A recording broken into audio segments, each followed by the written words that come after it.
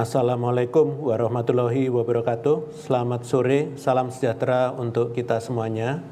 Hari ini saya akan menyampaikan perkembangan penanganan COVID-19 di Indonesia. Pemerintah melalui Kementerian Dalam Negeri telah mengeluarkan Instruksi Menteri Dalam Negeri nomor 60 tahun 2021. Berdasarkan Inmendagri ini, PPKM di wilayah Jawa Bali akan diperpanjang hingga tanggal 29 November dengan ketentuan sebagai berikut. Untuk persyaratan pelaku perjalanan dalam negeri, yaitu PPDN, mengikuti aturan yang dikeluarkan oleh Satgas Penanganan COVID-19, yaitu Surat Edaran nomor 21 tahun 2021 tentang ketentuan perjalanan orang dalam negeri pada masa pandemi. Surat edaran ini berlaku untuk seluruh level PPKM. Selanjutnya, Inmendagri nomor 60 tahun 2021 juga mengatur penyelenggaraan kompetisi Borobudur Marathon yang akan diselenggarakan di Kabupaten Magelang tanggal 27 sampai dengan 28 November 2021. Kompetisi ini akan menerapkan sistem bubble to bubble. Dengan menggunakan sistem bubble to bubble, maka seluruh partisipan seperti peserta, official, kru media, dan staf pendukung hanya beraktivitas di hotel, tempat latihan, dan lokasi kompetisi serta transportasi yang sudah dipersiapkan. Selain itu, seluruh pihak yang berada di dalam bubble ini juga sudah steril, yaitu telah memperoleh vaksin dosis pertama, memiliki hasil negatif tes PCR H-2, dan juga mematuhi protokol kesehatan dengan ketat. Seluruh partisipan seperti peserta, official, kru media, dan staf pendukung juga akan menggunakan Peduli Lindungi untuk screening di lokasi kompetisi dan latihan. Penonton tidak diperbolehkan menonton secara langsung atau melakukan nonton bareng. Sedangkan untuk PPKM di luar Jawa Bali akan berlaku sama hingga tanggal 22 November 2021 dan akan diperbaharui penyesuaiannya pada tanggal 23 November mendatang. Pada hari ini saya akan menyampaikan perkembangan COVID-19 di Indonesia jika dibandingkan dengan negara lain serta perkembangan di tingkat nasional. Sepanjang pandemi COVID-19, terdapat beberapa kali kenaikan kasus COVID-19 di berbagai negara di dunia. Tentunya, perkembangan di setiap negara dapat berbeda karena karakteristik dan pola pengendalian COVID-19 di negara tersebut. Hingga bulan Juli 2021, jumlah negara yang mengalami lonjakan kasus perlahan menurun sejak periode libur Natal 2020. Dan tahun baru 2021. Pada periode tersebut, sebanyak 8 negara mengalami lonjakan kasus termasuk Indonesia. Negara-negara tersebut antara lain Amerika Serikat, Inggris, Hungaria, Ukraina, Jerman, Kanada, Rusia, dan Indonesia. Selanjutnya, kasus mengalami penurunan dan di bulan Maret terdapat 5 negara yang mengalami lonjakan kasus, yaitu Hungaria, Italia, Ukraina, Finlandia, dan Filipina. Pada bulan Juli 2021, meskipun Indonesia mengalami lonjakan kasus yang sangat tinggi, ternyata di tingkat dunia setidaknya hanya 3 negara yang mengalami lonjakan kasus, yaitu Inggris, Rusia, dan Indonesia.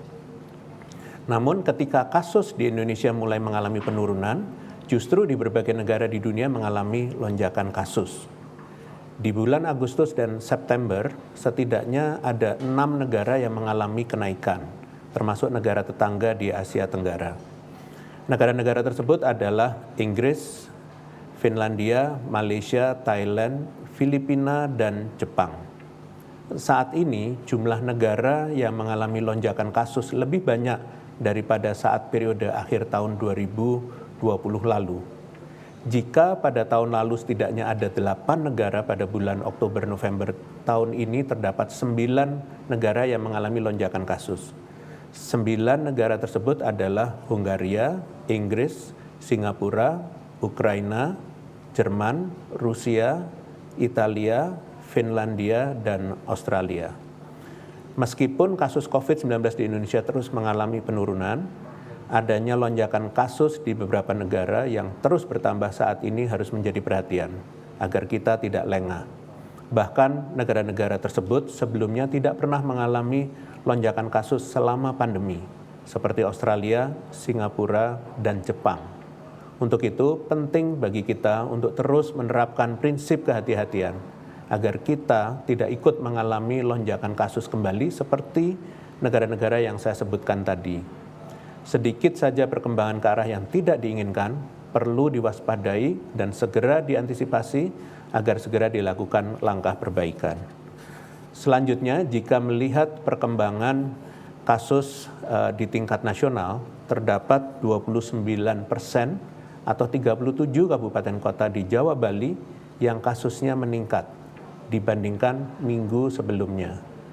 Peningkatan ini paling banyak terjadi di Jawa Tengah dengan 14 kabupaten kota, diikuti Jawa Timur 12 kabupaten kota, dan Jawa Barat 8 kabupaten kota. Adanya kenaikan kasus ini dibarengi dengan peningkatan jumlah orang yang dirawat pada 43 kabupaten kota di Jawa Bali atau sebesar 34%. Urutan terbesar kenaikan orang yang dirawat sama dengan kenaikan kasus, yaitu Jawa Tengah tertinggi dengan 14 kabupaten kota, Jawa Timur 13 kabupaten kota, dan Jawa Barat 8 kabupaten kota. Selain pada tingkat kabupaten kota, peningkatan jumlah orang yang dirawat juga terlihat pada data di Wisma Atlet. Selama seminggu terakhir, jumlah orang yang dirawat tampak meningkat secara konsisten pada rentang 248 hingga 273. Padahal sebelumnya, keterisian tempat tidur di Wisma Atlet sudah berhasil ditekan hingga 209. Di saat kasus mengalami peningkatan dan sudah semakin banyak orang dirawat, sayangnya laju vaksinasi mengalami penurunan selama 7 minggu terakhir. Penurunan ini utamanya terjadi pada vaksin merek Sinovac, yang ternyata juga tidak dibarengi dengan peningkatan vaksinasi pada vaksin merek lainnya, yaitu Pfizer, AstraZeneca, Moderna, dan Sinovac.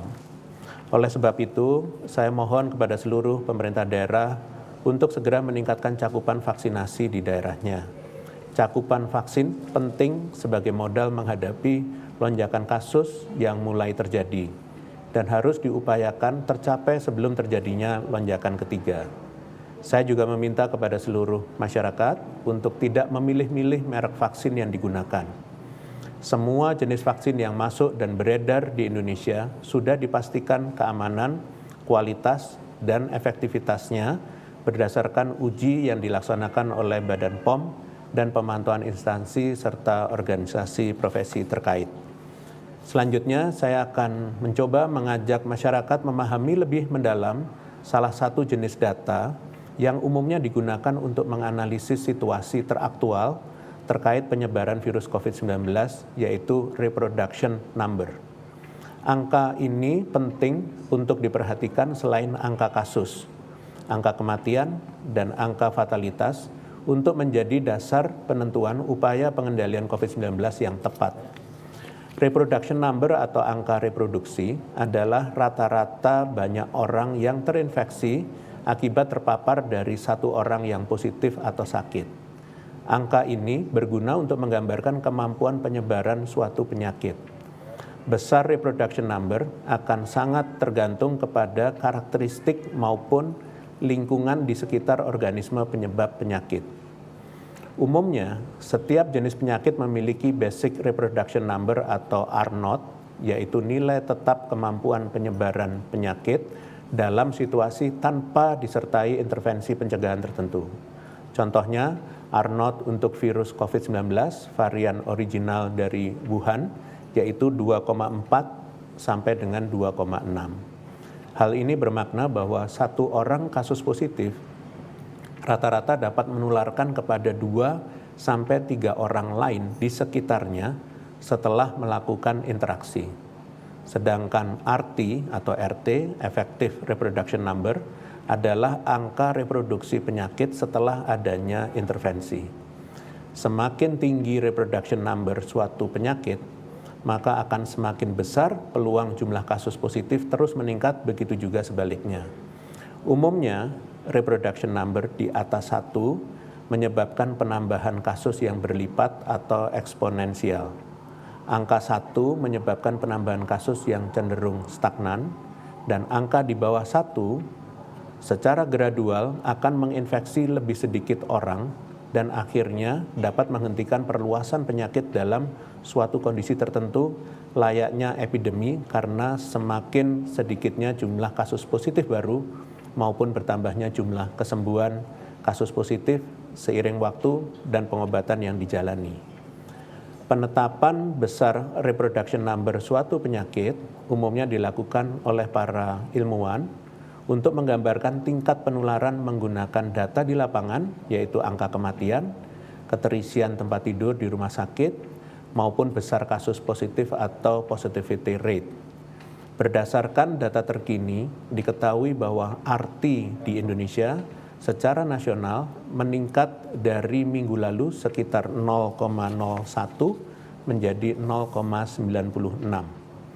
Jika dilihat lebih mendalam, walaupun RT di seluruh pulau masih berada di bawah 1, namun angkanya di Pulau Jawa, Bali, dan Kalimantan mengalami kenaikan. Penyampaian data reproduction number diharapkan menjadi pembelajaran baru bagi pemerintah daerah untuk dapat membaca tingkat penularan COVID-19 dari aspek epidemiologis yang lebih spesifik. Ingat, untuk bisa memahami penyakit COVID-19, kita memerlukan data dan basis ilmiah untuk menghasilkan kebijakan yang efektif. Untuk itu, kita perlu lebih waspada ke depannya, apalagi kemunculan varian baru COVID-19 lainnya yang nyatanya memiliki reproduction number yang lebih tinggi perlu juga menjadi perhatian. Untuk itu, saya mengingatkan masyarakat, bukan berarti kondisi kasus yang terkendali akan tetap lestari selamanya jika dari kita sendiri tidak berusaha mempertahankannya, yaitu dengan konsisten melakukan pengendalian.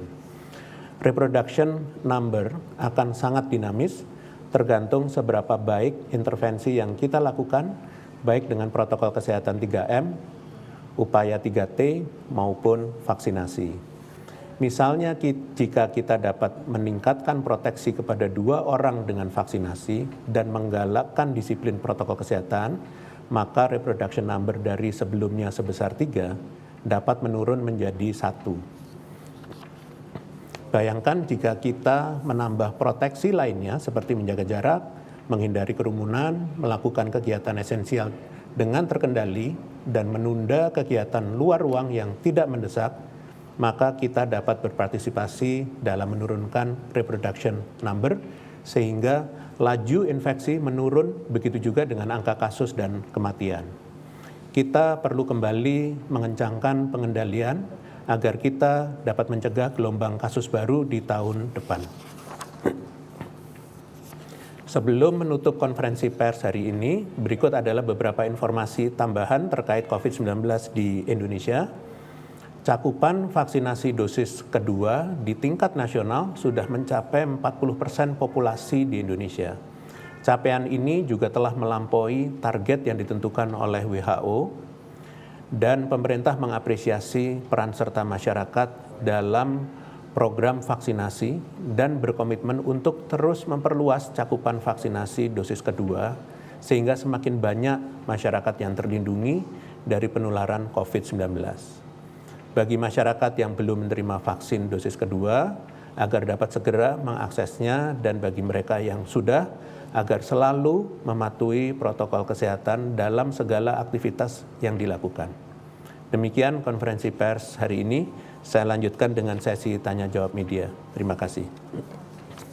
Pertanyaan pertama, Prof, dari hendroberita1.com, Zubi LKBN Antara, dan Firna Antara. Indikator Google Mobility yang memantau pergerakan masyarakat di Jawa Bali menunjukkan kenaikan yang cukup signifikan pada periode Nataru dan Idul Fitri tahun lalu. Padahal momen liburan panjang ini memicu peningkatan signifikan kasus COVID. Bagaimana mengantisipasi libur panjang Nataru mendatang? Baik, terima kasih Berita1.com, LKBN Antara, dan Antara. Saat ini, pemerintah sedang membahas rincian kebijakan pengendalian COVID-19 selama periode Nataru. Pada prinsipnya, pemerintah akan tetap mendukung kegiatan masyarakat asalkan dilakukan secara terkendali. Untuk itu, akan ada penyesuaian pengaturan aktivitas masyarakat serta mobilitas yang diatur menyesuaikan data kasus dan kondisi real di lapangan. Terima kasih.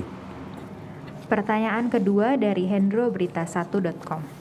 Mohon update-nya Prof. terkait data tingkat kedisiplinan penerapan protokol kesehatan di Indonesia.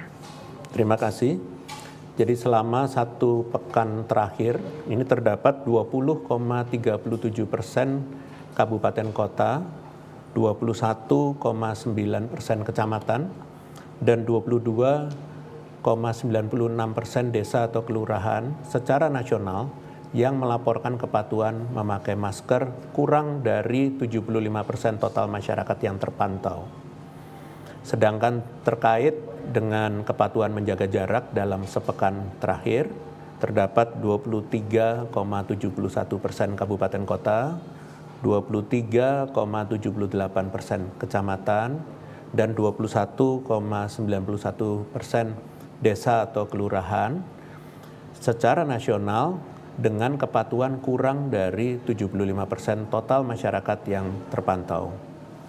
Baik di wilayah Pulau Jawa Bali dan non-Jawa Bali, tingkat kepatuhan per kabupaten kota mayoritas sudah cukup tinggi, walau masih terdapat keberagaman di tiap pulaunya. Masyarakat dapat mengupdate kepatuhan protokol kesehatan di daerahnya masing-masing di https://covid19.go.id/monitoring kepatuhan protokol kesehatan. Kedepannya, diharapkan pemerintah daerah setempat bersama dengan posko-posko yang terbentuk di bawahnya terus meningkatkan kegiatan pencatatan dan pelaporan di berbagai fasilitas publik, khususnya menjelang periode Nataru, agar setiap potensi penularan COVID-19 dapat dicegah secara dini oleh masyarakat. Terima kasih. Pertanyaan terakhir dari Zubi LKBN Antara, Firna Antara, fitriliputan6.com, dan titinmerdeka.com. Terjadi kenaikan kasus COVID-19 di 126 kabupaten kota. Apakah ada dugaan karena pelaksanaan pembelajaran tatap muka di sekolah, kegiatan takziah, atau varian baru? Terima kasih pada LKBN Antara, liputan6.com dan merdeka.com. Jadi update data yang telah disampaikan Kementerian Kesehatan telah berbasis data yang terkumpul di dashboard Sekolah Aman dan Madrasah Aman yang dikelola oleh Kementerian Pendidikan dan Kebudayaan bersama Kementerian Agama. Pada prinsipnya, data COVID-19 terhimpun dari sumber yang sama, yaitu data-data di daerah dan diolah sesuai dengan kebutuhan masing-masing kementerian lembaga untuk pengambilan keputusan yang spesifik. Sedangkan temuan terkait klaster takziah merupakan hasil investigasi epidemiologis dari Dinas Kesehatan setempat. Kedepannya, pemerintah pusat bekerja sama dengan Dinas Kesehatan dan Dinas Pendidikan di masing-masing daerah terus melakukan surveillance baik aktif maupun pasif untuk antisipasi kasus yang lebih baik ke depannya. Baik, terima kasih atas pertanyaan media. Dengan demikian konferensi pers berakhir. Selamat sore. Wassalamualaikum warahmatullahi wabarakatuh.